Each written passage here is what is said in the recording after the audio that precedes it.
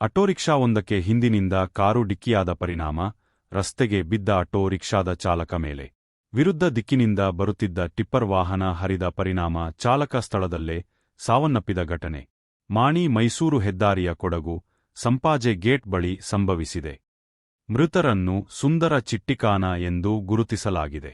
Auto rickshaw Sampaje ಗೇಟಿನಿಂದ ಚೆಡಾವು ಕಡೆ ತೆರಳುತ್ತಿದ್ದು, Kodagu Sampaje petrol pump ಬಳಿಯ ತಿರುವಿನಲ್ಲಿ ಹಿಂದಿನಿಂದ ಬಂದ ಕಾರು ಆಟೋ ರಿಕ್ಷಾಕ್ಕೆ ಗುದ್ದಿ ಪರಾರಿಯಾಗಿದೆ.